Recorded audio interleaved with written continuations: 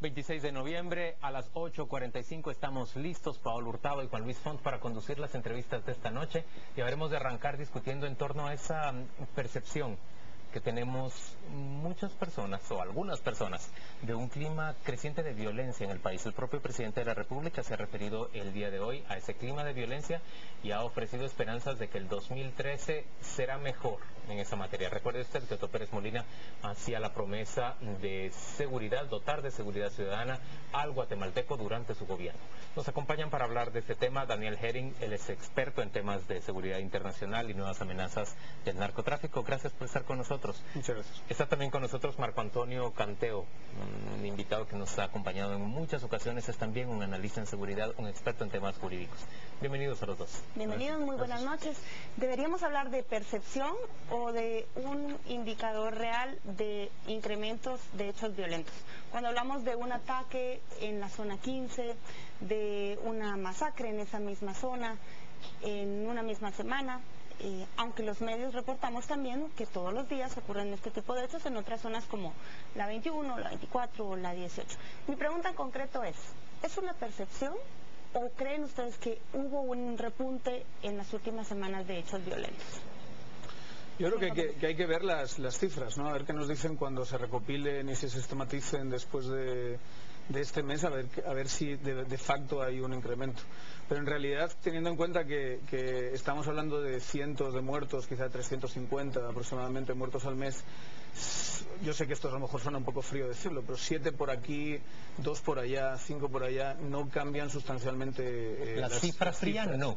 La cifra fría. En cambio, sí parece cambiar la consideración, el tipo de muertes que se produce, el que una banda de sicarios ataque directamente a 7 personas y las ejecute en una zona comercial, residencial de esta ciudad, el que 5 cuerpos aparezcan adentro de un mismo vehículo en Escuintla, el que hoy se haya producido un ataque en la Primera Calle y Séptima Avenida de la zona 9 en contra de un piloto de autobús, sí le ofrece a uno la impresión de que se está incrementando la violencia, ¿o no, Marco Canteo? Mi opinión es que en los últimos meses estamos observando un incremento en la violencia. Por supuesto que, como bien dice el colega acá, hay que analizar las cifras en concreto, hay que analizar otra serie de elementos para tener más elementos, pero sí hay una percepción que es alimentada, a mi juicio, por varios factores, pero dos principales. Uno es el modus operandi en el cual realizan estos asesinatos con un nivel de violencia extremo a las horas de luz del día y con un nivel de impunidad impresionante. Y la otra y el otro aspecto es la forma también como lo recogen y como lo difunden los medios de comunicación, ¿verdad? Masivamente por distintos medios de comunicación social. Ahora con las redes igual se difunde mayormente, y eso justamente lo que provoca es un mayor nivel de percepción de violencia y de inseguridad ciudadana. Esto es común en épocas donde está marcado buena parte del quehacer de la política social en aspectos concretos de seguridad. Por lo tanto, yo diría que si bien es cierto, hay un porcentaje de 2-3 años sostenido de descenso en temas de muertes violentas, sí el cierre de año pareciera ser un cierre bastante violento, que si bien es cierto va a significar siempre un nivel de descenso, no como el nivel que se esperaba al ritmo que veníamos creciendo. Pero también es otro dato importante, ¿verdad?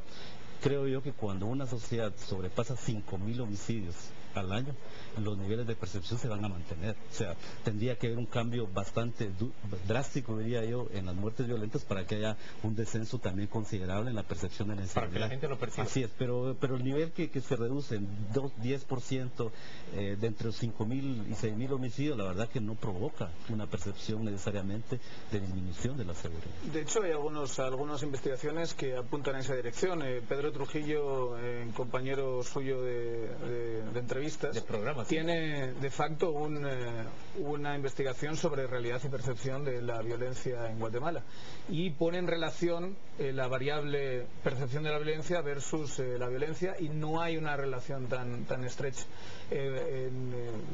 Hasta 2009 existe un aumento de la violencia en medida de número de homicidios bastante significativa, y en realidad el nivel de percepción de la violencia no varía demasiado, pese a que después ha habido un descenso. O sea, Daniel, pero a ti mismo tuvo que haberte sorprendido ese ataque directo en contra de 7 personas en la Colonia del Maestro, en la zona 15. Zona 15 Sí, o sea, son casos significativos. La pregunta que hacías al principio era si de facto había aumentado la violencia. Yo digo que científicamente hablando hay que ver las cifras. No puedes... Hablemos de esas cifras, Daniel.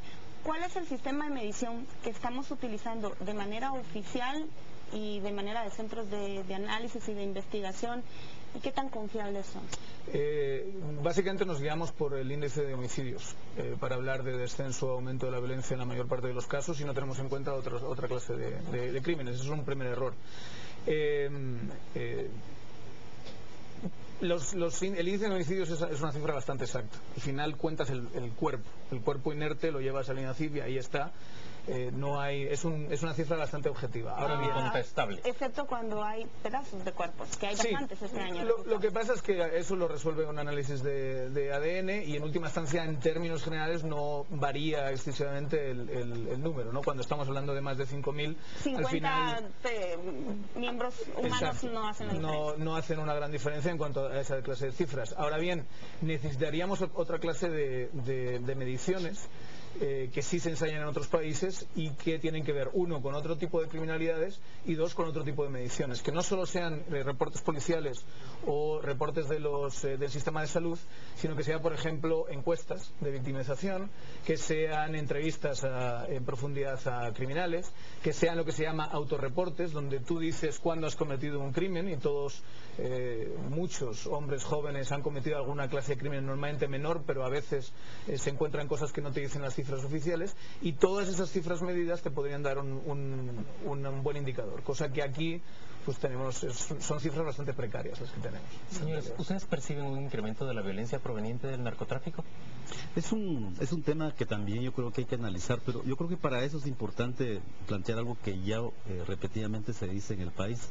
Normalmente cuando queremos saber las cifras de la violencia acudimos a informes fuera del Estado, y es positivo justamente que instituciones nacionales e internacionales hagan el esfuerzo de tener esos datos, pero cuando uno analiza la parte del Estado ve una enorme debilidad en términos de producción de información, y todavía, digamos, los reportes que hace la policía, el Ministerio Público y el INACIF todavía encuentran serias contradicciones. Yo diría que desde ahí es importante construir un sistema de información para tener la información. Sobre la pregunta concreta que nos haces, yo diría que, por ejemplo, el ministro de Gobernación del gobierno pasado decía que el crimen organizado y el narcotráfico producía alrededor del 40% de los homicidios. Este gobierno dice hasta el 60%. Yo diría que no hay una investigación confiable que determine exactamente cuál es el porcentaje. Eso. Así es. Totalmente de acuerdo. Lo que sí puedo plantear es que, a la luz de los reportes que hacen los medios de comunicación social y a la luz de algunas detenciones que ha hecho el Ministerio Público, pareciera ser que esa violencia que produce el narcotráfico pareciera ser alta, pero creo que es importante determinarlo con herramientas científicas para diseñar estrategias de cómo combatirlo, porque ahí es donde creo que sigue habiendo una gran debilidad en el Estado de Guatemala. Quizás son ataques más expuestos, tal vez más numerosos, más escandalosos, pero también hay un factor, que en los últimos 2 años hemos visto este tipo de ataques cada vez más cercanos al centro urbano, en lugares más abiertos y con más gente. El estacionamiento de un centro comercial, un restaurante de carne asada, un edificio de multiclínicas en una zona muy poblada y comercial y residencial. ¿Cómo se puede analizar esto? Porque no lo veíamos hace 5 años, eso sí es un hecho, pero ¿es esto un factor que incrementa la percepción de violencia, o estamos viendo un cambio en la forma en que el crimen organizado está marcando territorios en centros ya urbanos? Yo no creo, de hecho yo iba a decir que esas cifras de 40-60% te las dicen los cuerpos y fuerzas de seguridad del Estado, y luego le preguntas, bueno, ¿y cómo has llegado a esa conclusión? O sea, ¿cuál es la metodología? Bueno, sí, quizá, no sé. Un cálculo grueso. Entonces, en realidad no tenemos ninguna idea de cuánto de facto hay en el porcentaje de víctimas. Está claro que los casos que son en la capital son más reportables por muchas